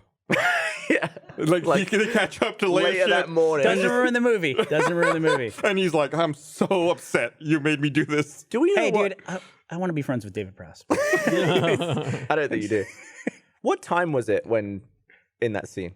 Was that like 3 a.m. for them? It's or like you ask, what's the time and space? Yeah. We've been over But this. it's like, had they just had breakfast? Do you think? It's interesting. What's your favorite Star Wars moment of all time? Is it that Vader dolly, and that's it? It'd be that, and then in episode 4 when Han and Chewie chase after the stormtroopers after they open the blast door, and the stormtroopers start running away. Yeah. Runs in the room, and he sees them all. He turns around, and then there's a shot where they're like, close the blast doors, and then you see it's the same shot of Han and Chewie running away, and then it's the troopers behind them, and the music is so fucking good. And then they run through the blast doors, and they're like, open the blast doors. It's so, I laugh every time. I love everything in A New Hope where they're in the Death Star, where they've gotten off the Falcon and they're all like sneaking around the trash compactor scene when Ben Kenobi goes around the back of that pylon to turn off the tractor beam. Yeah. I fucking love that scene. Those dopey stormtroopers on there talking about whatever. D16. Yeah. I love that stuff. I love it. Also, probably though my favorite moment, which is a really weird moment to pick from Star Wars, was in Empire Strikes Back when Yoda, who's like starts off super goofy or whatever, when he tells him how difficult the training is going to be, and Luke goes, I want to learn, I'm not afraid. And then fucking Yoda goes through this shift. He goes, you will be. And it was like, even to this day, I'm like, ugh. I mean, I go back and look at it now, and it's clearly a puppet, but as a kid, I was like fucking freaked out by that. It was such a tonal shift. And Yoda got scary in that moment, you know? And he's kind of a scary dude. He's like a little monster that lives in a swamp, you know? A little monster who can use magic. Yeah, exactly. And he's got a laser sword. What is this race? Yoda, I forget. You know, Is there other ones though? Yaddle, she's in episode 1. I think you can see him in the extended universe, but there's not a lot of Yoda's race. Isn't there one in one of the prequels? Yeah, Yaddle. Yeah, Yaddle. She's the other Jedi. It's Yoda with a wig. Is there a 4K version of Star Wars out? Can you watch it? Do they ever scan it in 4K? Or is HD They're the pretty best? careful about like what they put out there. Like, it's hard to get the original cuts now, right? Without the what do they call it? Yeah, without Special edition. Right, yeah. I feel like I have the latest special edition, which is the one that has like the Tatooine cover. I feel like if they're going to do another re-release, it would be 4K restoration. And I bet you if they can work it out with Fox, they would just do the theatrical release. Like undo all of Lucas's redos. So That would sell really well, I think. Yep. the species, from what I'm reading here, does not have a name. That they've kept it shrouded in secrecy. Really? There was 2 misconceptions I had about Star Wars growing up. I'm sure I had many, but 2 that I remember was I thought Yoda was just a 900-year-old human. I thought that's what happened to a human. 900 years old. Like, you know, because he had the cane and he's Maybe that's why they're keeping it a mystery. and he had hair coming out of his ears, and I just thought, oh, he's a human. That's what just humans look like when They they're go green? 900 years old. And the other one I thought was that I thought lightsabers were the physical manifestation of the Force, and that's why only Jedi can use them. And it was like one of those things. It's like I just thought that both of those things were fact. Then it turns out they're physical manifestations of midichlorians instead, which is I'd close, listen to but it. not quite the same thing. No. Kyber crystals. It's just if you have a red midichlorian, or a green midichlorian, or maybe a blue midichlorian. Han uses it on Hoth. I was very confused when Han Solo uses the lightsaber on the Tauntaun in Hoth. I was like, what? I was like, that can't. Han's a Jedi. That's what I went to. It's like Similar to that, I had in that scene, because it's already like really blue and like, you know, the wind and stuff like that. It's like on the ice planet. I thought that Han had his own white lightsaber. And I was like, wow, Han got a lightsaber. So were you young enough to see Empire, like where the big twist got protected for you? Honestly, you I know? can't recall. I feel like, when was Tommy Boy released? I know it's stupid, but like that was one of my favorite that comedy 96? movies when I was a kid. Did you see Empire at Home? 95. Yeah, most Or in a likely. So I re-release. think since like I feel like your memories start at around Yeah. 4 or 5, and I've always known that Vader was Luke's dad. Spoiler alert, because Tommy Boy, because he's doing the fan thing. Became like the default, like the good movie. Bruce Willis was a ghost, became the new spoiler for a long time. Yeah. What was it? What? So it was. Oh god. And Die Dude, Hard. can I tell you See Die something? Hard? I saw Glass. I watched Glass in a plane. I loved it, and I was a big critic of Unbreakable. Like everyone thought Unbreakable was I love this amazing Unbreakable. thing. And I liked Split. Glass might be my favorite in that I series. still haven't seen it. I should watch it. Everyone who saw it was like, bleh, all the people who loved Unbreakable. To me, it's very similar in tone to Unbreakable, or pacing at least. I think people hated Unbreakable at first too. I think people liked Unbreakable later. Really? Yeah, Okay. I think so. Yeah, I I might made- be in that camp now. I'm gonna go back and watch Unbreakable because I enjoyed Glass so much. I wanted to touch on something I remembered. So we were talking about Star Wars quite a bit there. Did you see that thing about when Galaxy's Edge opens that they're going to restrict the amount of time people can be in it? That people only be in there for 4 hours? What?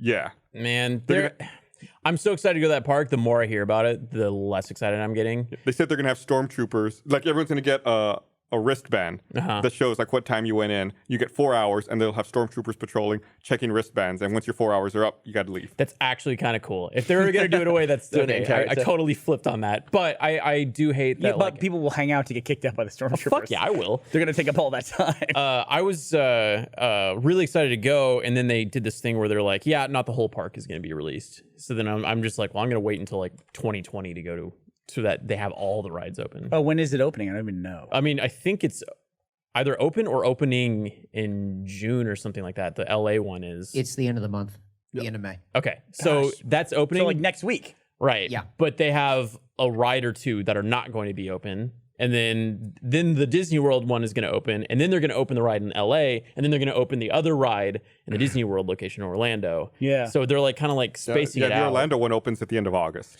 Yeah, and I'm just gonna like wait until all the crowds die down, the whole park is open, then I'm gonna go and I'm just gonna Star Wars. Dude, I'm like so out of Star Wars. Like I didn't even think about the fact that the last movie in the movie franchise I've been watching my entire life is coming out this year, right? Yeah. That 9's coming out this year. It's like so low impact for me now. I'm a Marvel guy now. I grew up reading the comics. I always considered myself to be a Star Wars kid. I think they just nailed the Marvel stuff so well that I just like that's it. And we're at a tipping point. We'll see where it goes from here with the Marvel stuff. I'm okay though. I'm like, the whole endings thing is interesting because you talked about it's hard to end TV series. And one thing we always did with Red versus Blue that we talked about over the years was we wrote endings. Like we had stories, and you watch the first 5 seasons, and that has an ending. And then that's a bad idea if you're making a series and it's going to continue, because then people are like, well, I've already seen the ending of this first story. Right. And it's like you can't really compare it to anything else a that has stopping point, sequels but are still part of the same series. But we have I wrote 3 different endings: season 5, then season 6 through 8, and then 9 and 10. Well, Miles technically, wrote season 5 had a lot of endings. What's that? Yeah, technically season 5 had a lot of endings. And then Miles wrote the ending of season 13. We're done 14. Now we're in the new series. I'm going to say how long it's going to be. But that'll have a definitive ending too. And it gives people a jumping off point. I felt like it also gave people a jumping on point. Like if they wanted to get involved, they could start a new story. And I think over time, people have said, they're like, where should I start on RVB? It's like, some people are like, you have to start at the beginning. It's like, no. It's like a bunch of random jokes and everything. Start at season 6. That's where the storyline begins. Everyone has different opinions of that. But it's like, I think, and they said this in Avengers, it's like, what do they say? Part of the journey is the end. I've always said good stories have an ending. That's part of a thing. You have to, I don't know how you write without an ending in mind. And I was very influenced, I think, by Lost in particular. I just felt like they didn't have an ending in mind. Or they did, and then the audience got ahead of them. George R. R. Martin talked about this recently. The audience gets ahead of you, and then your inclination is, oh, shit, they figured out my ending. I got to change it. You really don't. You don't have to change it. Just tell your story, They're saying that Spider-Man's supposed to be the end of phase 3. I feel like they're going to treat it like an epilogue, and you're going to find out what more happened after the snap. But yeah, I don't know what's going to happen beyond that. Like, what can they even touch? I don't know. Multiverse? Secret Wars? Yeah. They could do that, I still can't believe that Iron Man came out before Avatar. It was 11 years ago now? 08? Yeah. Is it because you think that Iron Man's a newer movie? Yeah, than it what seems is? like Avatar to me seems like so long ago. Yeah. And I guess because Iron Man's kept showing up over time. I'm excited about the new Avatars. Yeah, 3 more. Yeah, I'm excited about it. I don't take a look at that. get why that's become so like meme worthy that like people are shitting on Avatar. Like I know that the joke is that they keep pushing release and adding more to the series or whatever, but like I fucking loved Avatar. I'm super excited to see the next one. Dude, don't bet against James Cameron. I said that when Alita was coming out. Yeah. So he was like, oh, that's going to be a $250 million bomb. It's like, no, it did fine. People say that about him every time that guy makes a movie. Every time. Do we learn nothing from Titanic? It's like- people were shitting all over that movie before it came out. Yeah. Avatar was going to be a huge flop. Biggest movie ever. And when he was making Aliens, I think because the British crew hadn't seen Terminator, so they were just shitting on this like whatever American dude coming over, and it was like one of the best movies ever. Right, from Ridley Scott to now then this action movie. They were just giving him shit and like refusing to work and Are stuff. people just mistaking him constantly for Michael Bay, but he's just really fucking good? He's just like, Yep. oh, what if they're like the same guy, but one's the evil and one's the good version? Which is which? James Cameron. I remember watching 40-Year-Old Virgin, and in that movie, Steve Carell holds up an Iron Man, and I remember not having any idea what that was. Right. I remember What being a different world we live in now. I grew up as an Iron Man never fan. heard of Iron Man. I read all the comics and everything, and they were making an Iron Man movie. Like I was like, "Oh my god, it's gonna be great!" And everyone's like, "What the fuck is Iron Man?" I was like, Yeah. "Oh, this is." I was I in felt like weird, like that nerd and exposure. I feel like he holds up. He's like, "This is Iron Man." I feel like they make fun of the fact that no one really knows, or the people outside of comics don't know Iron Man. Wow. in Who that did movie. you know from the Marvel universe? Did you know Wolverine, the I knew X-Men? Wolverine because of the cartoons on Saturday I morning. feel like I knew everybody because of the cartoons. I had Iron Man and War Machine action figures because I Yeah. feel like they had like crossover with the 90s Spider-Man and X-Men movies. I think Spider-Man's probably the most well-known Marvel comic, right? Captain America, Hulk. No, it's gotta be Spider-Man. It's gotta be Spider-Man, right? It's gotta be. Never heard That of Captain 60s America. cartoon. You'd never heard of Captain America. That makes No, sense. I had heard of all the X-Men that were in the cartoon and Spider-Man. Superman I'd heard of, but that's not Marvel. Who is the Captain Britain guy? Where's the Union Jack or something? Is it Union Jack? Is that the name of the character? Winston Churchill. Never heard Well, of then that. there's also the Alpha Flight. There's the Guardian, who's like the Canadian, like superhero. Yeah. Yeah. I like that. I like that every country has their own little superhero. That's fun. Did you, speaking of Spider-Man, did you watch the button at the end of the credits for Into the Spider-Verse? Yeah. Did Oscar I? Isaac. I don't remember. I was fucking cracking up Yeah. Oh, the first time I watched that. what was it? It's where Parody of the 60s. the 60s Spider-Man. Oh, that one. Yeah, I did see that. Jesus, That's the whole movie is so fucking funny. But then that button, like, it was just like a perfect way to end that movie. And that's Oscar Isaac's voice. And I fucking like Oscar Isaac could do no wrong, except for Apocalypse. But he was in so much makeup you don't even recognize him, so he gets a pass. But Oscar Isaac's so fucking cool. Ex Machina is fucking great. That's so good. it's just for his performance, really, more than anything else. And he's not the main character. Not even like But he steals the show he does steal the show, man. from General Hux. He's really great in that. Plus that fucking house.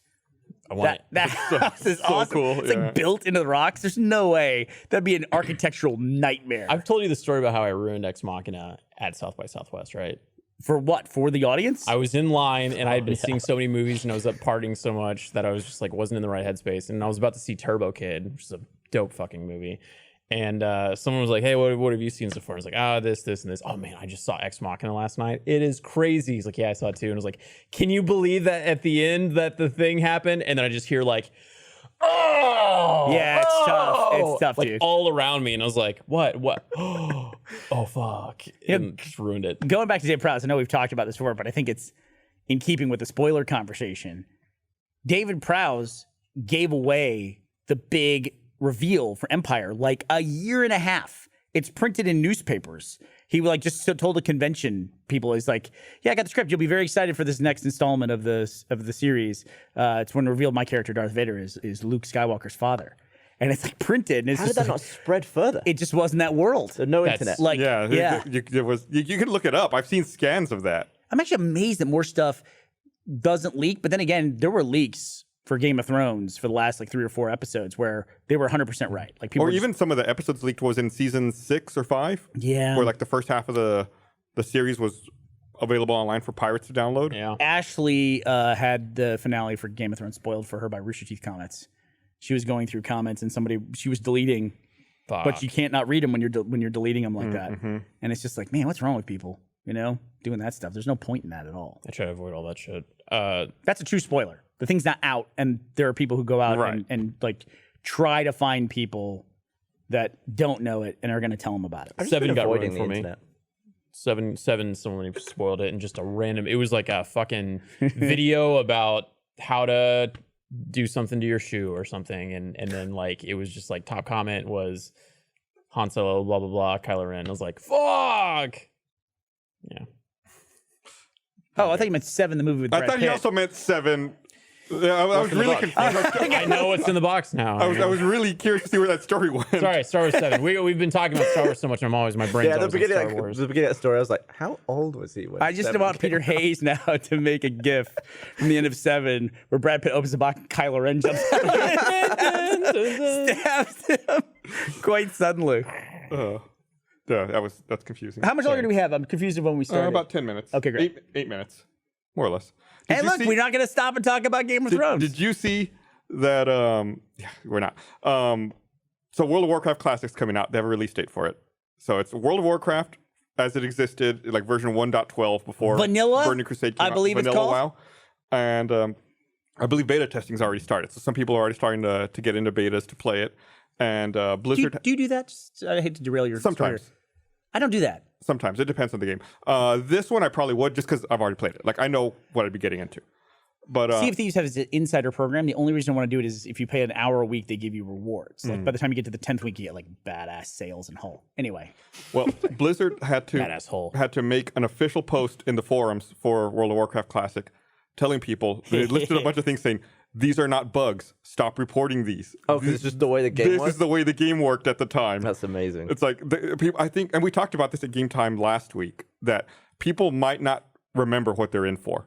People might not remember how tough that game was and unforgiving it was when it launched. And it's going to be a fucking grind. I've been talking about it with Adam Ellis. Like, So they're not bringing any new mechanics no, into the... It's just as it was. as Mounts, it existed were at they that time. Yeah, mounts were still in there, but you had to be like level 40.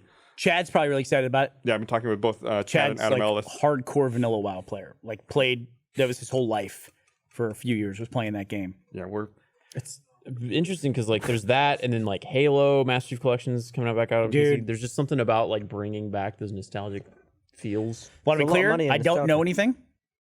Don't know anything. Don't have any inside information. I just have a really strong feeling that we're going to see something for Halo Infinite at E3, which is in like a week and a half, 2 weeks. we kind of should. I mean, they teased it last year, so Right. we should see something. I'm hoping. This Is year. there anyone even at E3? No, There's no one there. I literally got invited to stuff and I kept sending like declines of like, sorry, I'm not going to be there this year. And they're like, It's in my way. yeah, nobody's going. Yeah. It's just less and less people going to E3, which I think more developers are moving away from it. So it's becoming less of the press spectacle. Like, did Sony announce a PlayStation 5 when I wasn't paying attention? No, they talked about hardware specs though. 8K. Isn't that announcing a PlayStation Right, without 5? directly announcing it. It was really weird. Like, there's an article about the SSD version of the PS5, and they showed load times for it. right. That's announcing a PS5. Right, but no, like, Do you think it's about time Release they date. just call it a PlayStation and go again? No. Like Xbox did? No. You like the fact that they're still going? Yes. Keep the fucking numbers on it. Yes. I tried that. So we tried that with RVB too, because we went season 1, 2, 3, 4, 5. And thought, okay, we got a new thing now. We'll call it Reconstruction, Revelation, all that. And I was like, I wish, it just confuses people. Just put the fucking numbers on it. I have trouble remembering it now. Like titles on a podcast video on YouTube. Oh God. Jeez. Gasoline. It's hard to find without the numbers. What is? Just the podcast. Well, don't we add the numbers after? Yeah, we add the numbers after a week. Good deal. It's in the description. Stubborn.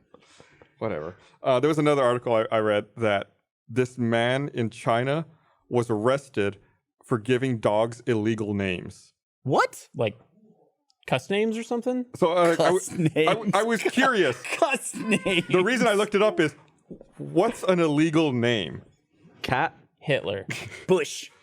So he was naming dogs. He had 2 dogs, each obviously with Chinese names. The first one was Chengguan, which is officials employed in urban areas to tackle low-level crime. So basically like police. Okay. That's what he named one dog. And the other was Ziguan, which is informal community workers such as traffic assistants. So basically he named his dogs like police officer and traffic cop and got arrested for that. And was he put in jail? Like what's the length of his service Did his he dog must arrest spend- him? for these crimes? He must spend 10 days in administrative detention center. What does Damn, China, what's up? what does China call Taiwan? China. But they don't like. It's not a region. I don't like, know. I assume it's just China. Right? They don't use whatever Taiwan uses for themselves. Right, because Taiwan refers to themselves as the Republic of China. So I think whenever like we deal diplomatically, the United States deals diplomatically, they have to be careful about how they refer to the nation of Taiwan. Right. Well, Right. Look at you. Look at that. Wow, that side eye was amazing. maybe not. It's a complicated situation. It's like there was a Chinese government official like just off camera. You're like, sorry. Let me rephrase. Yeah, man, that's a fucked up situation going on. That's still going on. They're about to. Isn't it like the next few years? It's going to be a completely segmented internet, right? They're going to have their own internet. I know It's all Russia's working on that. heading that way. Well, they need. I mean, did you hear the news about Huawei? No, oh yeah. Google revoked their Android license. Yeah, they actually just got it back for 90 days. There's been a 90-day reprieve on that. But Google revoked their Android license, their access to Google Apps, and on top of that, U.S. suppliers are going to stop sending them parts. And then because of the way that the ban is worded, other international suppliers are also going to stop. Some other international suppliers will also stop sending Huawei parts. So it's like there'll be a phone company who cannot get parts from outside of China and cannot use an operating system from outside of China. But do you really want them to have their own OS? Isn't that way worse? It's China. I mean, if you revoke a license, they're like, okay, we'll stop using that. I mean, what do they give a shit? They're just going to use it. Yeah, I mean, they'll use it maybe internally, but I mean, they'll get blocked. Right. Or if we're talking about hardware, I mean, they'll have to develop it. They'll have to develop some stuff internally in China. Huawei devices normally don't use the Google ecosystem. Two things. Was this in response to something? What's going There's on? a trade war escalated between China and the United States. Which is there's some serious stuff going on with it too. Where I should say serious. The situation in Iran is much more serious, I think. That's kind of de-escalated. What? That's de-escalated a bit, but yes. Has it de-escalated? Yeah. Okay. There's been I read an article, there was a sudden shift in the programming for television and movies in China, where there's now it's very popular to have anti-US media. So that's a bad shift. Remember, I was telling you about that Chinese film I watched, Wandering Earth? Yeah. There are no American characters in that film, but on the space station, the two of the main characters are a Chinese astronaut and his best friend who's a Russian cosmonaut. So it's like the Chinese and the Russians working together in space to try to save Earth. And I don't think there's no American character. You might see the Americans briefly, like in a montage, like what they're doing in the United States. It's interesting because, as global cinema grows, if you look over time at what were the evil characters, like Russians were the evil characters, like default in movies. And then anybody from the Middle East was the default for a while, and it was totally fine. The Brits were up there for a long time. Yeah, I think Americans will be, as movies become more global and, the other markets get bigger and bigger, it'll be like the default might be the U.S., corporation. I mean, we have some of that, Usually anybody who's involved with a company of any kind in a movie is like pure evil. Okay, but let me read this to you real quick. This is from Asia Times. I don't know if that's a reputable organization. It's just the first one that came up. The movie channel of China's state broadcaster, China Central Television, has reportedly pulled from its schedules not only all Hollywood productions, but also domestic films with scenes shot in the U.S. Observers see the move as CCTV falling in line with other state media after Beijing's ties with Washington soured further after the latest impasse in bilateral trade talks and Donald Trump's embargo order targeting Huawei, is that how you say it? Huawei. Is that how you say it? Huawei. So anyway, and then they're airing they have special screenings of anti-U.S. invasion movie, like where they're fighting off an invasion by the U.S. into China. So it's their version of Red Dawn. Kind of, yeah. We're like the Blue Dawn. No, I think they would keep red. Yeah. No, because Red Dawn was us. They like the red. Russians. It's them defending. Oh. You see, they're also the Red Army. Yeah. No, Blaine's right. It still works. It's called Red Dawn because the Russians are the Reds. Yeah, but they're also the Reds. They're defending. It works both ways. No. Blaine, you're right. There you go. It would be Blue Dawn. It would be Blue Dawn. Is this the dumbest argument we've ever had? You're both wearing red. No, you're being stubborn. You're wrong. This is one where you're wrong. He's right. I'm totally fine. You changed the whole premise of the title. You changed the whole premise. It still works though. Why one of the belligerents is signified by red. It's not one of the belligerents. It's they get invaded by the Red Army. So if we invade, we're red. suddenly if we invade China? Why does it have to be about the invading army? Why can't it be about the defending army? I don't know. Why does it have You're to be right, dawn? you don't know. What? You're a fucking dickhead. All right, fine. It's they'll call it Red Dawn in China as well. That's the title of the episode. Red Dawn 2? Question mark? No You one saw- knows what Red Dawn is that's listening to this. They remade It was a remake not that long ago. Oh, the Crimson's worth, yeah. Hey, Crimson's way better. so you watched that Netflix show Black Summer? Yeah. And you Oh, said yeah. Esther translated the Korean lady? Yeah, it was great having Esther there watching Black Summer because anytime the Korean woman talks, she's like, "Oh, she said this, she said that." Was I real- was I real accurate Korean. in my description of that half-baked show? Yes, you Where were. it's a lot of empty rooms and a lot of looking around. a lot of just exploration. I thought it was fine, but yeah, it was a weird approach. Yeah. It tricks you a little bit because the first episode in the suburban neighborhood is fucking amazing. And it's like really cool and really different. It reminded me almost of the Dawn of the Dead remake from the early 2000s. Oh, the James Gunn one? Yeah, James Gunn. Where it's like it starts Good in like fucking the flick. neighborhood kind of thing. Yeah. And it's like the very beginning and people running out of their houses and the chaos that's happening. Yeah, man. Yeah, I know. Yeah, exactly. That the beginning for that Dawn of the Dead, and then the beginning of 28 weeks later Yeah. are fucking crazy openings to movies. That one where what's the actor? He's from Trainspotting, played Begbie, and he's in 28 weeks later. Yeah, I don't remember Weeks or his name. days? Weeks. It's a sequel. Yeah. Right. The opening to 28 weeks later, it starts off kind of like interesting because they're holed up in a house. They got all the Renner's windows in that boarded. movie. It completely goes off the rails like a minute or so in, and it's just frantic. And by the time they get to the end of the opening sequence, you're just like breathless. It's Do you think they'll make great. a years? I've been 28 years months, later? I think would be the next 28 months later. Maybe. Have they not made 28 months? No. I thought 28 weeks later was good. I love both of those movies. The first one, I can't remember the second one because I haven't seen it in so long. But the first one's like one of my favorite zombie movies. It's not clear to me which one came first, The Walking Dead Days. graphic novel or 28 Days Later, because they're the exact same premise for the beginning. opening. Robert Carlyle. Robert Carlyle, that's him. I want to say Oh, the Walking Scottish guy. Dead. Yeah. No? No. He's a Bond villain. I don't know if was he in Trainspotting 2? I haven't even seen I it. don't know. I think it was in Full Monty as well. was How in much Full Monty. would you pay an extra $1 a month to Yes. your Netflix subscription for it to just not autoplay whatever they want and to have continue watching be the first line? Because I was trying to imagine it as if every time you walked up to your DVD collection, they'd all been muddled around and one movie you've never seen was just playing on the TV in front of you. Because it's the equivalent of I that. hate that. And it's like, I get it. It's important that they put new shows in front of you because, like, oh, I'll probably watch the show now that I've seen the first, very loud 5 10 seconds. seconds play. But I would love it to not do that. I don't have the So problems much. with the Netflix UI that everyone else has. I hate it. Yeah, a lot of people hate it, and they hate. I hate Hulu too. I hate all of them. 28 Days Later came out in 2002. The first issue of Walking Dead was 2003. I have Okay. big UI problems right now. But that's publishing too. So, did they see it before they did? So it's amazing how similar the openings are. Guy in the hospital wakes up like a month later, and there's a full-on apocalypse, but he was somehow not killed Yeah. while he was in a coma. Yeah, they like blocked the door, and somehow he was still.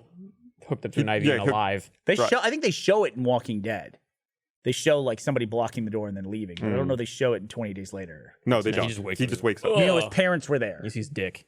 at one point. Yeah. Because they make the note like, "Don't wake up," because it's horrible. Oh, fuck. That movie's chilling. It is. 20 Days Later is pretty fucking dope. That scene in the church with you first see them and it's just like, ugh, yeah. But that's the thing about Black Summer is I grew up a Romero zombie fan, and it's like individually zombie not a big deal. Like Walking Dead, it's like yeah, it's bad news, but just pay attention, you'll be okay. 8 of them, you got a fucking problem. 20 Days Later, one of them, you got a serious fucking problem. That's Black Summer. Literally, there's 2 zombies that, for 2 fucking episodes, trap 5 people? Yeah. Yeah, they got 5 people. I have not heard of. Is this a show? What It's is on this? Netflix. It's on Netflix. Black Summer. It's a. You recommend? I love zombies. If you love zombies, It's give it a 8 shot. It's 8 episodes that are all about 30 minutes each. Oh God, I hate. This is the worst recommendation ever. It's like It's a much different. 4 pace. hours of my time. It's Yeah. much different pace. You'll figure it out probably in the first 2 episodes of whether or not you want to watch it. I was one of the people that didn't like that superhero academy show. Oh, Umbrella Umbrella Academy? Yeah. Even though everyone was like, "You look like number 1." Rickon, Yeah, and I was like, Rick and Tarley, yeah, that guy. or Dickin, Dickin. Tarley, Dickin. Dick and Tarley. White guy with kind of a beard. and With he's one, sort of honestly, muscular. one of the worst like bodysuits I've ever It's so seen. distracting. Anytime he was on camera, I was like, I can't get through this. He's like this. He's like in this ridiculous bodysuit. All right, let's wrap this up. Okay. Thanks for watching, everybody. We'll Come see to you guys, RTX. next time. Come see us Come at to RTX. We'll see you guys there. In Austin, Bye. Texas. Bye. Hi, YouTube. Hi. We just did a video. You just watched a video. Did you like the video? Then like the video. Watch more videos below. You can subscribe as well. There's a bell thing. There's a bell icon. Click that Sure bell you icon. Never heard that before, right? Not on the screen. Like The bell's subscribe. off to the side. We'll find the bell and touch the bell. And now it's laser time. Choo, choo, choo, choo. Put lasers in.